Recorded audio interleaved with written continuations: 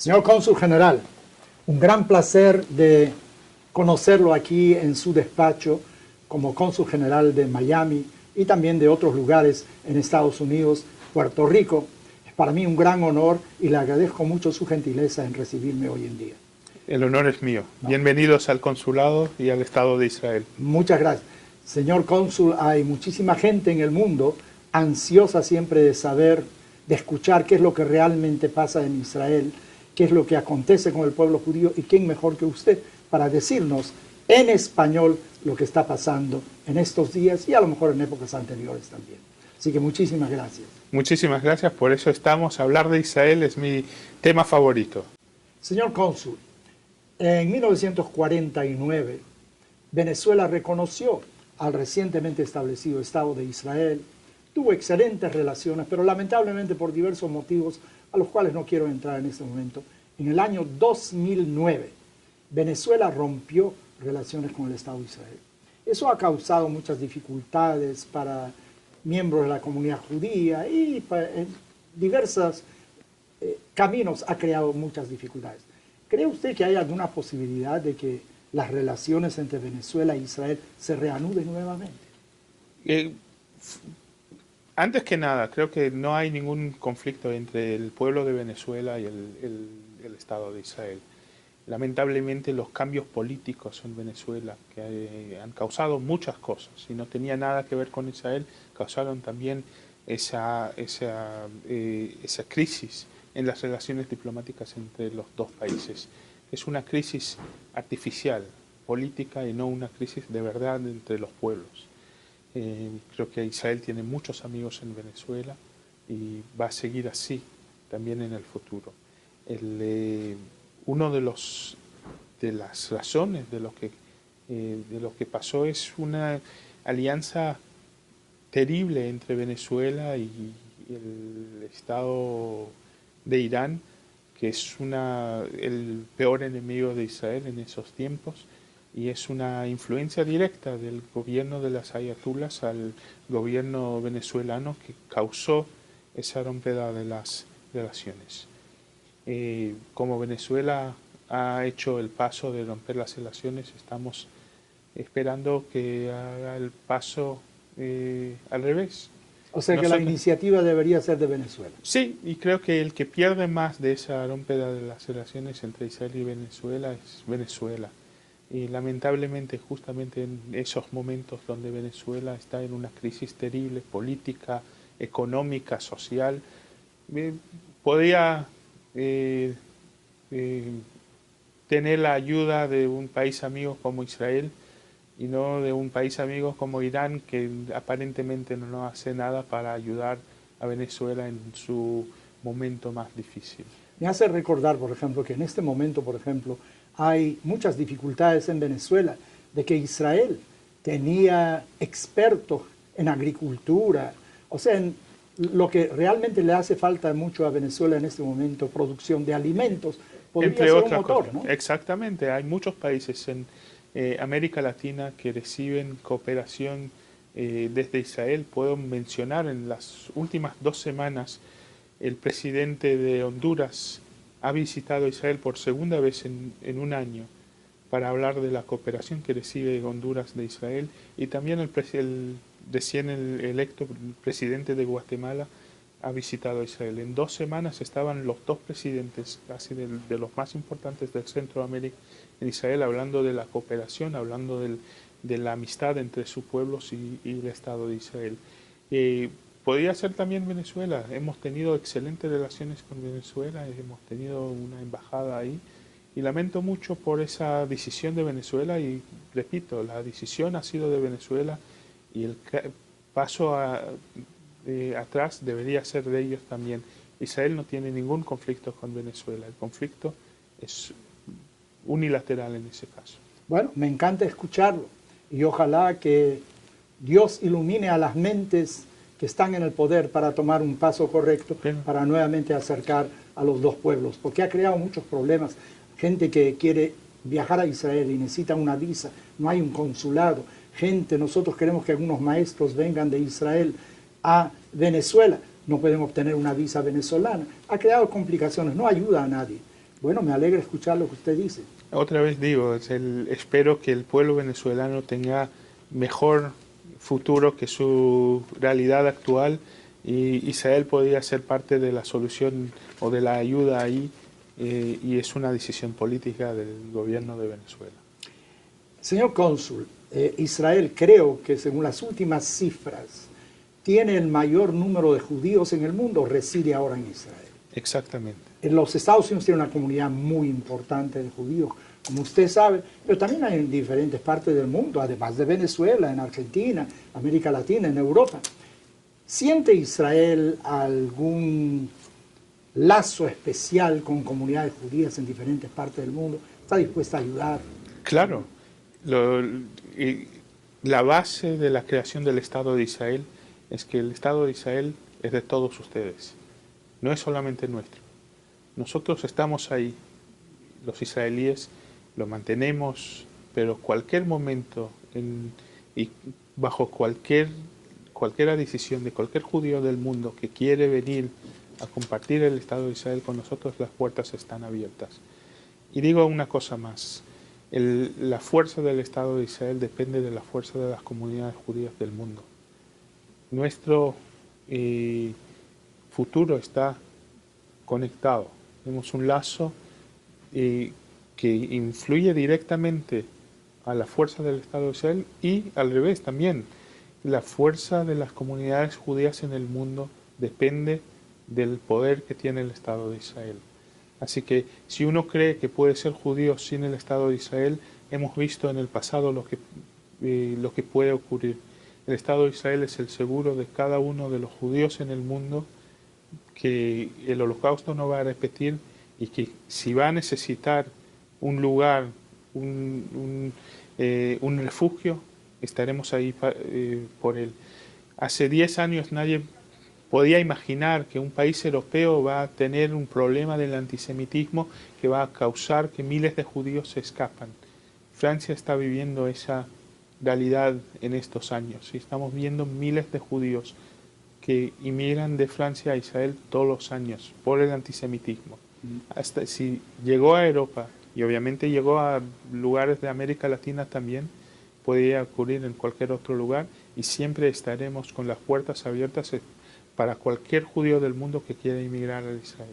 Tal vez un ejemplo muy gráfico, un poco trágico, pero por otro lado que refleja la responsabilidad que Israel siente por comunidades judías del mundo, por un judío en cualquier parte del mundo. Lo que pasó en Entebbe, donde el hermano del primer ministro de Israel, Benjamin Netanyahu, Jonathan, que se llamaba, lamentablemente falleció, pero él fue el que dirigió el comando israelí que llegó hasta África para salvar a los israelíes y a los judíos que estaban en ese vuelo, y esa responsabilidad del Estado de Israel es parte del dicho que dice Kol Israel Arevim de todos del pueblo de Israel están responsables uno al otro, y tenemos esa conexión con las comunidades judías. Es parte integral de mi trabajo como diplomático israelí en Estados Unidos, en Argentina y en España, donde estuve anterior.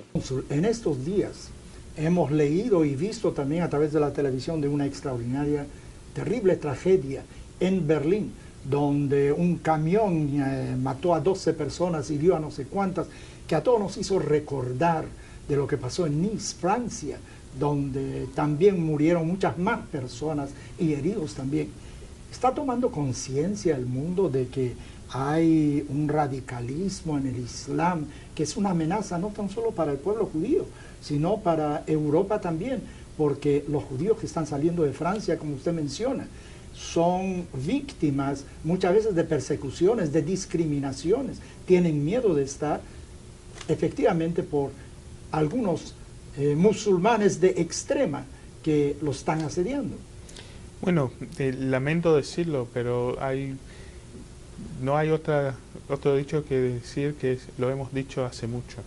No es una nueva realidad para Israel. El que pensó que el terrorismo se limita solo para el terrorismo islámico, solo se limita a los judíos en Israel o a los judíos en el mundo, entiende que no es la realidad. Y ese mismo, el que apoya el terrorismo contra Israel va a recibir el mismo terrorismo en sus tierras también, porque si gana el terrorismo en un lado, va a intentar en otros lados también. Y estamos viendo que si bien no es todo el Islam y no todos los musulmanes, hay una cantidad muy grande de musulmanes que considera que nuestra manera de vivir como judíos, como cristianos, como representantes del mundo libre, es una amenaza a su fe y a su tradición, y utilizan la violencia para tratar de aterrorizar la gente. Y la única manera de luchar contra el terrorismo islámico es estar unidos contra ese mensaje. No podemos tratar de limitar el terrorismo que solo pase en un lugar y solo ataca a otro país mientras estamos nosotros seguros. Es una amenaza a todos nosotros y todos somos blancos para el terrorismo y el Islam radical. Es una pregunta retórica, señor cónsul.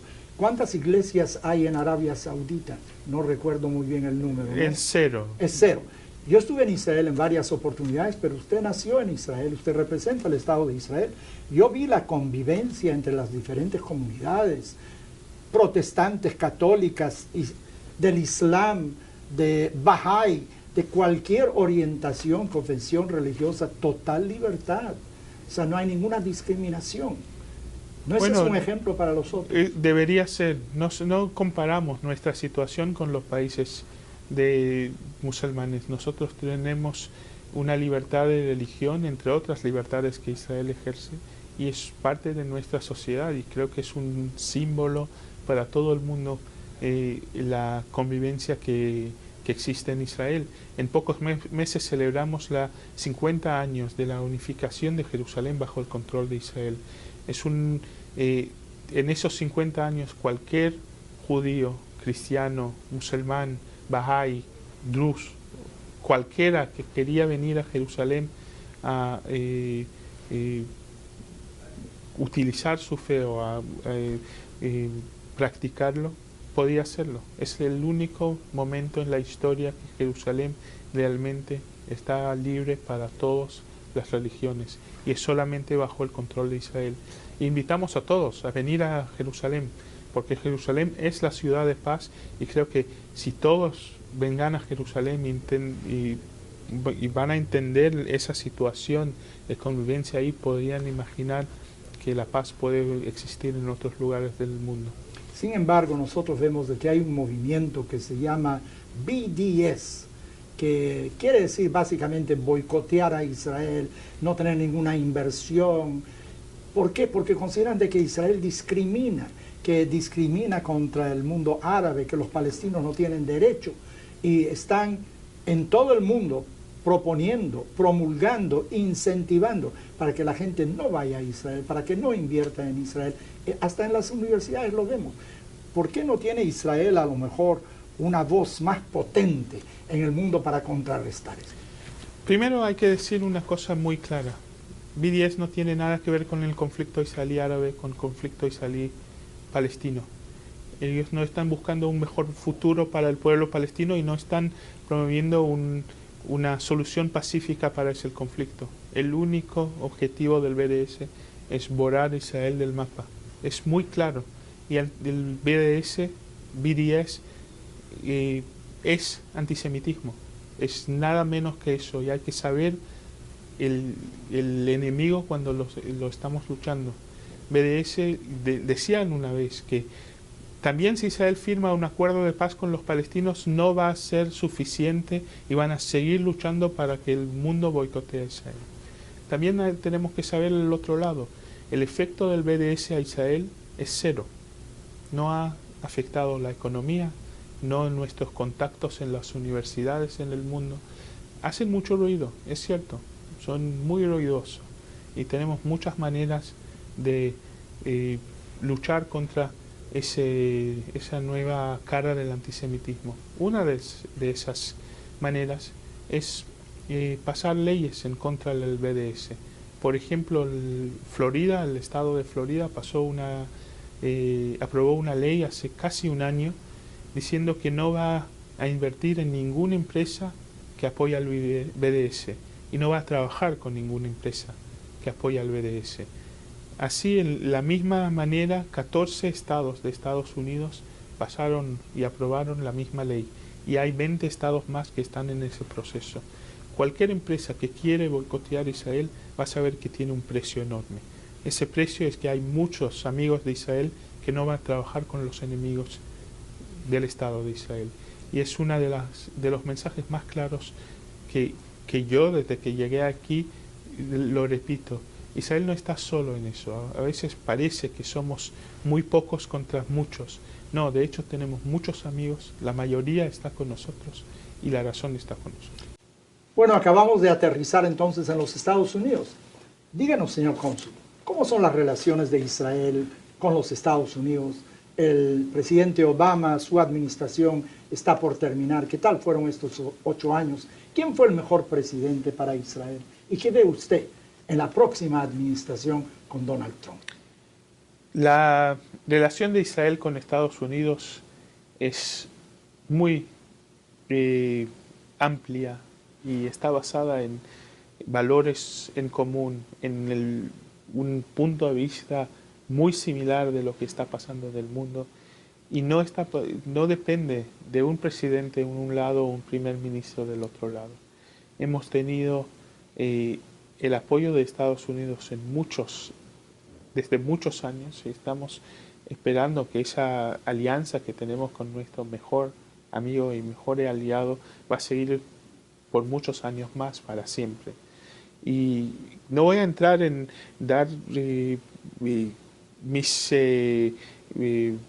valores o marcar marcos a un presidente y otro. Creo que hemos tenido excelentes relaciones también en los últimos años.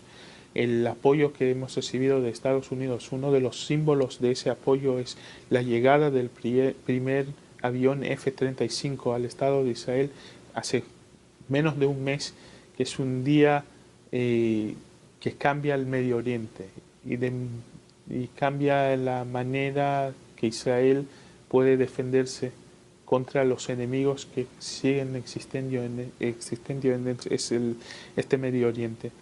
Y esperamos que esa amistad y esos valores en común siguen también en la nueva administración. Tenemos muchos amigos en esa nueva administración. Estamos esperando todavía a ver todos los cambios, cómo se afecta Israel. Y estamos esperando que también por fin Estados Unidos pase su embajada a nuestra capital, Jerusalén. Y aunque es un hecho simbólico, porque el lugar, la sede de una embajada no es una cosa que cambia la realidad, pero manda un mensaje a todos los países en el mundo. Si hasta hoy nuestro aliado y amigo Estados Unidos no ha reconocido Jerusalén como nuestra capital, ¿cómo podemos pedir que otros países lo hagan? Eso sería en la nueva Jerusalén, ¿verdad? En la Jerusalén occidental. Hay una Jerusalén. Hay una sola. Hay una sola Jerusalén. Y más allá de eso, no necesitamos a nadie para que reconozca nuestra capital. Jerusalén ha sido nuestra capital por 3000 años. Va a seguir siendo la capital del pueblo judío y del Estado de Israel para eternidad. Desde los tiempos del rey David. Exactamente. Y eso, manda un mensaje a los demás países. Cuando Estados Unidos haga esa decisión de mover la embajada a Jerusalén, demuestra a los demás países que Jerusalén va a seguir siendo nuestra capital y espero que así sea. Bueno, el embajador que ha sido designado por ahora por el presidente Trump, que se llama David Friedman, ya dijo que él espera despachar desde Jerusalén, que la embajada se encuentra en Jerusalén. Vamos a ver si es confirmado realmente como embajador y que realmente cumple. Porque muchos dicen de que han habido presidentes en el pasado que mientras eran candidatos dijeron ciertas cosas, pero luego no. Alguien dijo de que los candidatos hablan en verso, los gobernantes en prosa. Entonces se vuelve otra cosa. Pero a lo mejor esta vez va a ser diferente y va a ser un hito muy importante, como usted dice, ejemplo para otros países en el mundo también. Señor cónsul, ¿cómo ve usted la situación en el Medio Oriente en general? Mire lo que está pasando en Siria. El mundo le da apoyo fonético. O sea, usted lee, ay, qué lamentable, qué lamentable. Creo que hay más de 400.000 personas. 600.000 muertos. 600.000 Cientos muertos. de mil. ¿Cuántas reuniones ha habido de la Asamblea General de las Naciones Unidas para protestar esa masacre que está ejerciendo un gobierno contra su propia población? Entonces, miren cómo está el mundo convulsionado, e Israel se encuentra en ese entorno. It's a dangerous neighborhood. Ese es un barrio muy peligroso donde está Israel. ¿Usted cree que Israel va a poder permanecer fuera de este conflicto que se está desarrollando en este momento? Voy a decir una cosa. Han pasado casi 6 años desde que empezó la guerra civil en Siria. Más de 600.000 muertos, cientos de miles de heridos y millones de refugiados. Y el mundo no ha tenido ninguna respuesta.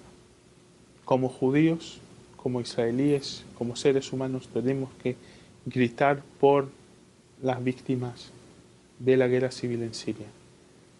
El conflicto entre Israel y Siria es un conflicto político. No tenemos ningún conflicto con el pueblo sirio y tenemos que hacer lo posible para ayudar al pueblo sirio en su momento de desesperación, de ese terrible crisis humanitario que estamos viviendo. Es nada menos que un genocidio.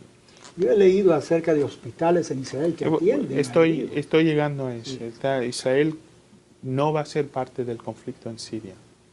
No vamos a ser parte porque no es nuestro conflicto y lamentablemente cualquier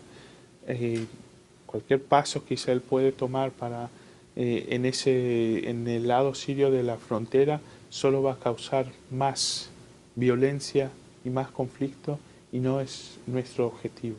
Lo que sí vamos a hacer es ayudar en lo posible. Israel creó un hospital militar en la frontera entre Israel y Siria, en las altas de Golán. Recibimos miles de heridos que llegan a la frontera para recibir tratamiento médico. Es una cosa increíble, solo imaginarse, para los sirios Israel es el peor enemigo. Llegan a un punto de tanta desesperación que van heridos a su peor enemigo porque saben que es el único lugar donde pueden recibir ayuda. Hay muchas organizaciones, ONGs en Israel, que están ayudando en comida y en otro material a los refugiados sirios, en el Medio Oriente y en otros lugares también. Pero no es la solución. Y voy a hacer una pregunta también retórica. ¿Dónde están todas las organizaciones de derechos humanos que gritan y mandan flotillas a Gaza? Y ¿acaso el sangre de las víctimas en Siria es menos rojo que la sangre de los palestinos? Hay que preguntarle a Shakespeare. ¿Acaso esa 600.000 muertos son menos importantes que el conflicto israelí-palestino? 600.000 muertos es más de 10 veces más que todas las víctimas del conflicto israelí-palestino desde hace 100 años. Pero a nadie le importa. ¿Cuántas manifestaciones hemos visto sobre el tema de Siria en Europa? 0. Entonces la próxima vez que esas llamadas organizaciones de derechos humanos van a reclamar por los palestinos, van a decir, antes de reclamar por los palestinos hay un genocidio en Siria. Si quieren hacer algo para salvar realmente un ser humano, ese es el lugar para ir. En estos días, señor cónsul, estamos celebrando la festividad de Hanukkah, que tiene que ver también con los sirios, que en la antigüedad, en el siglo II antes de la era común, eran la fuerza dominante en Israel, pero en aquel entonces un grupo pequeño de Hashmonaim, que eran de la casta de los sacerdotes, logró expulsar a los invasores, nuevamente rededicaron el templo de Jerusalén, y ahí se ve, ahí está Jerusalén, algo que algunos quieren negar hoy en día, cuál es el lazo del pueblo judío con Jerusalén. Eso viene de aquel entonces también. Se rededicó el templo, el Beit HaMikdash, y demostró algo extraordinario para mí, de que unos pocos, si sienten que la justicia está realmente de su lado, si saben que tienen razón, se vuelven en leones. Aunque haya muchos en contra de ellos, ellos van a vencer finalmente. Israel es pequeñito. Es la historia del pueblo de Israel, siempre. Pequeñito. Entonces, yo creo que el futuro de Israel, y como lo vemos con sus avances, hoy en día con mayores relaciones con muchos países en el mundo, y no obstante, como usted muy bien señaló, de que los que están proponiendo el BDS, en realidad es un fracaso total, porque Israel sigue produciendo. Así que, señor embajador, en el espíritu de Hanukkah, yo quisiera desearle hacer votos porque Israel continúe siendo una luminaria, como se dice en hebreo, Or Lagoyim, que sea un faro para todos los pueblos del mundo. Ha sido un privilegio conversar con usted, señor. Si puedo, Sí. un último mensaje para Hanukkah, que deseo a todos Hanukkah Sameach, felices fiestas y feliz año nuevo. Hanukkah es la fiesta de la luz. Yo tengo un contacto muy personal, mi nombre es Leo, que es mi luz, así que llevo la luz siempre conmigo. Pero ese mensaje que también celebran en esos días la Navidad, que también es la fiesta de la luz, viene después del día más corto del año, el 21 de diciembre, que eso significa la noche más larga del año, la noche entre el 21 y 22 de diciembre. Y desde ese momento hay más luz y menos oscuridad.